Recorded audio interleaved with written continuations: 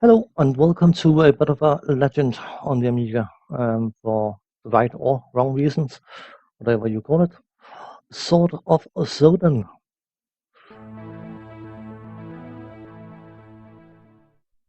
Select hero or heroine. That word is so unfortunate, isn't it? Hmm. Anyway, I saw this game when I was quite a bit younger than I am now, and I wasn't overly impressed by it. But, I was thinking, let's give this game a fair shot. Let's not have any hindsight bias influencing our experience. Let's just try and give it uh, a fair trial, so to speak. The backstory: the kingdom was doing well, the king was doing well, all that good stuff, and then evil necromancer Thorax decided that it was time to mess things up. So he ravaged the land, killed the king, and all those things that you expect from dramatic games like this. His two children were smuggled away to safety and taught in the art of combat over the years. And when they came of age, they were handed the Sword of Sodan, a legendary sword, which is about as powerful as a dull cocktail stick. But anyway, they were sent out with this weapon in hand and a shield which does nothing, um, in order to avenge their father and to reclaim peace to the land.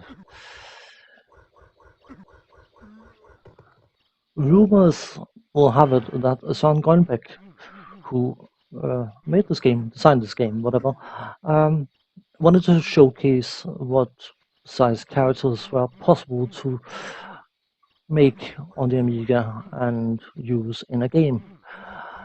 I haven't got any confirmation about whether there's any substance to that, but if it was the case, then he definitely succeeded in that regard.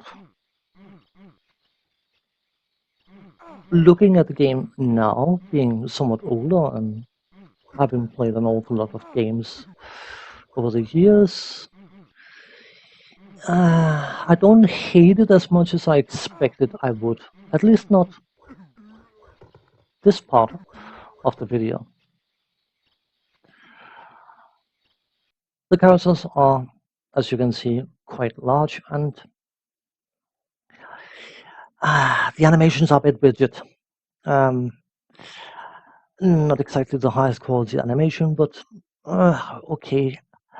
I am an animation freak. I'm a smooth scrolling freak, and in that regard, this game feels flat on both counts. But let's be tolerant. Let's try and give this game a bit of a break.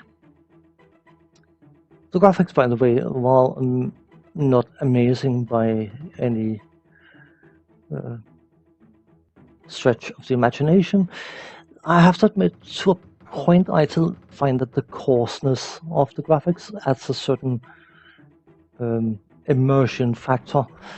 The sort of dirty, scruffy, this is not going to be a pretty experience. Well, not so much visually, but more from a gameplay. You are out on a revenge trip. It's not necessarily the most pretty experience, and I sort of think that the coarseness of the graphics actually adds to that nitty gritty, dirty experience. Of course, for someone who's interested in graphics, this doesn't actually give anything, I suppose, but I was okay with it. The sound design is a bit hit and miss. The sound as such is okay, but most of the sound effects and whatever voiceover is in the game sounds like it's been recorded in a metal barrel.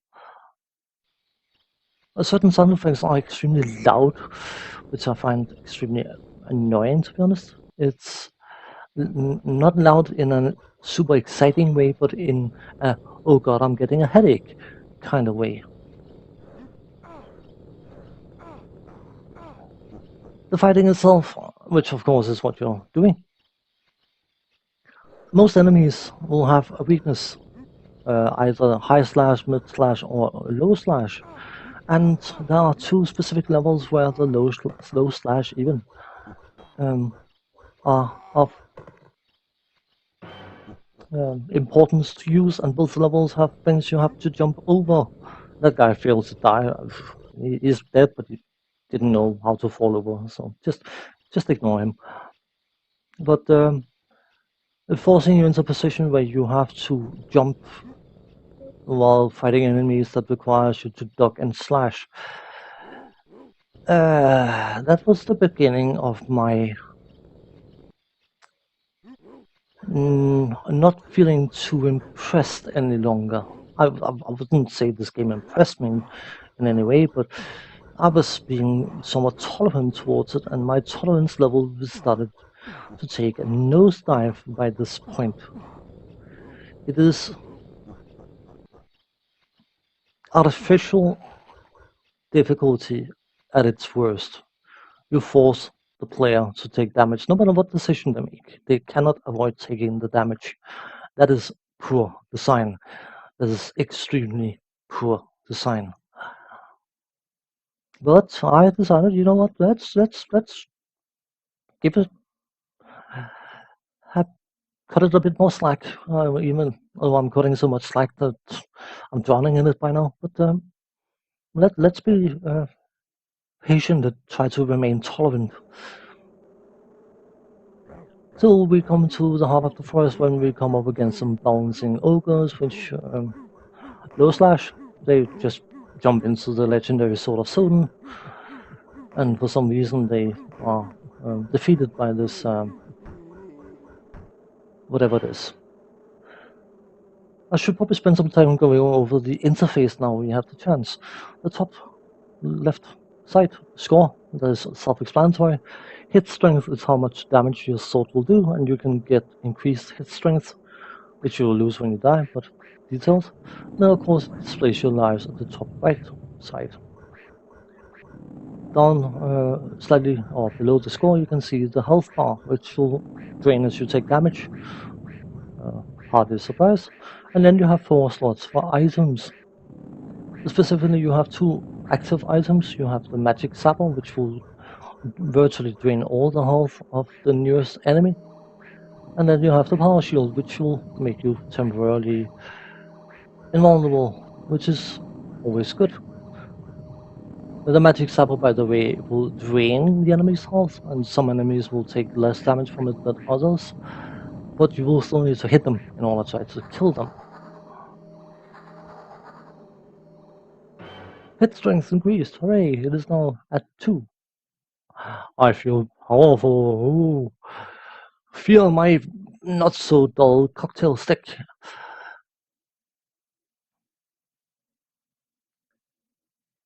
Now we get into the undead level, which lo and behold has undeads, which will spit at you, so naturally you want to duck and slash. And guess what? You have stuff rolling across the ground that you need to jump over in order to avoid damage. Yeah.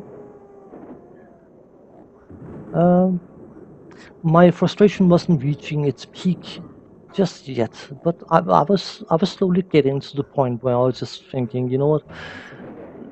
They're just trying to prolong this experience by making it obnoxiously frustrating. It's you can't even move back and wait for the stuff on the ground to stop spawning because it will continuously spawn. If it didn't, it wouldn't be challenging, would it? So, in order to avoid zombies, vomit, spit, whatever, as I said before, you have to duck. And then you take damage from the stuff that rolls on the ground. Amazing. By the way, there is quite possibly a way to just completely ignore these enemies by moving to the right of them so they are behind you, and that way you bypass them without having to fight them. But that's not playing the game. That's trying to break the game.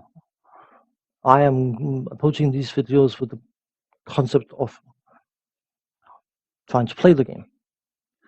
It's only those games which are inherently so broken that you cannot avoid bypassing enemies. A game like Wild Streets on the Commodore 64.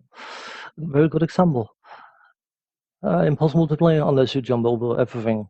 And then suddenly you can complete the game in 6 minutes. Wow. But anyway, we are carrying on. And in this level, we get some invisible traps. We are told to beware of them, but we can't see them. So we fall down. Thankfully, we're not taking a whole lot of damage, but it's a frustration point. It is detracting from the experience of playing the game. And the game is extremely sensitive about when you step on anything that resembles a trap. Trust me on that. It is a trial and error, which is not very funny, especially not when you come up against this guy. He's got lightning bolts that will hit like a truck and knock you back into the hose. A good one. I used the magic sub on him, by the way, and you can see he's still got a health bar. And of course, his sword's got longer reach than your legendary sword of Sodan. So you still need to hit him.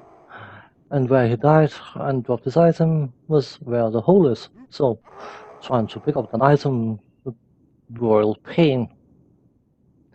But we persevere. I don't seem to have lost my hit strength. Maybe I remembered wrong. I'm sorry about that, I didn't mean to misinform. But anyway, we got our magic sapper back. So now I'm very, very cautious about walking across the floor in case of more traps. But we managed to get past that screen. I wouldn't call it a level, I would call it a screen, because that's what they qualify as.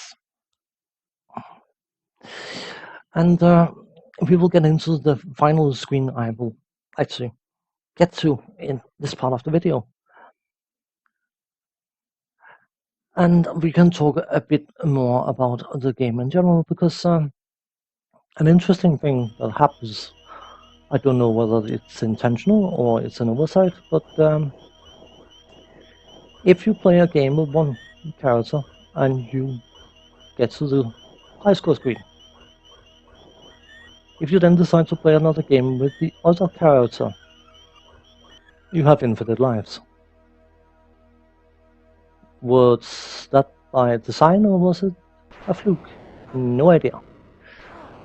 But it makes for a second playthrough if you are the curious type. Well, sort of pointless, because you start the game infinite lives. I have not done anything to force it. So to showcase, here's the female sort of Sodan holder. Exactly the same framework for the model, except for the fact that it's a female model. And something I noticed immediately was the fact that she is probably supposed to wear some sort of tiara or something, but to me it looks more like a bird used her hair for target practice. And you can imagine for yourself what kind of substance was being used. It's probably just my imagination, but no mind. I'm not going to go too far into this. I just want to showcase on the second level those spears that move up. This is what happens if you wait. Haha, good fun. And then finally, I want to showcase the final boss. I'm not going to showcase the end of the game. You can enjoy that yourself if you want. But imagine playing without infinite lives and coming to this point and come up against an enemy that will absolutely and utterly obliterate you.